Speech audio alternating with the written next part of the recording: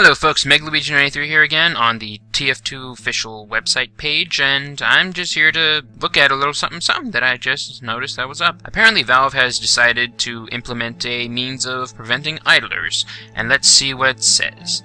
Your time is valuable, and the fact that you've chosen to spend it in TF2 is awesome, and we've introduced a drop system back in 2009, one of our goals to reward players. Yeah, that sounds pretty nice. But, of course, they're doing something a little different.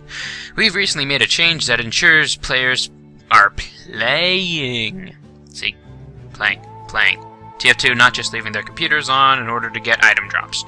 As of last week, players can no longer receive item drops if can no longer receive item drops unless they are actively playing the game. As with any update.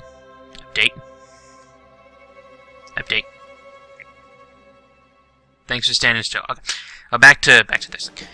As with any update, they changed meant to make the game fair, fun, rewarding. So they're pretty much just looking into ways of getting rid of idlers. What's the definition of actively playing? I'm highlighting for your sake, not mine.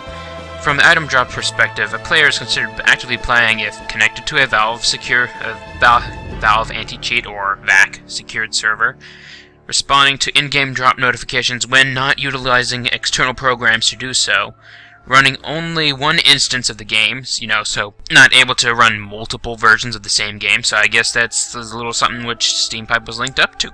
Maybe not, I don't know. And no more text mode. You know what that means, you dirty diddly idlers. No more text mode for you. A player who meets the criteria is awarded item drops, subject to the weekly cap, which is apparently still the same as it was before. Will Valve VAC ban not actively playing blah blah? You will not be banned for just idling. You may be banned if you're using external programs, which, luckily for me, I don't, but I feel bad for people who do.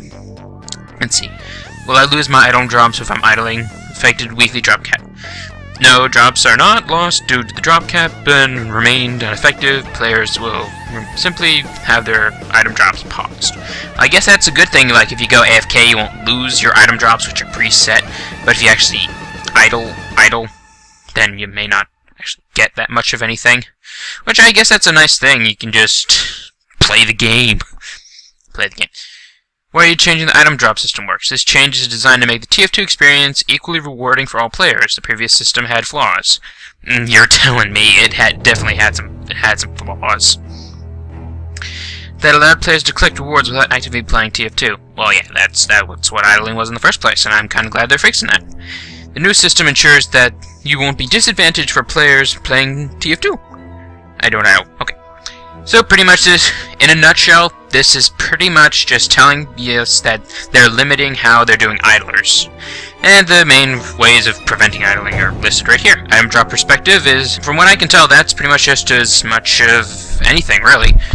So, is this a good thing? Is this a bad thing? I don't know. From my personal standpoint, no more idling, it's a good thing. It's a good thing. No more idlers. Well, nowhere near as many idlers. People with like 50 to 100 idle accounts, they'll definitely be taking a toll, because now they won't be able to milk off of their accounts. On the same computer, that is. Plus, of course, no more text mode, no more external programs, Valve anti-cheat. I'm actually quite happy with this. And apparently this happened last week, so my suspicions were accurate.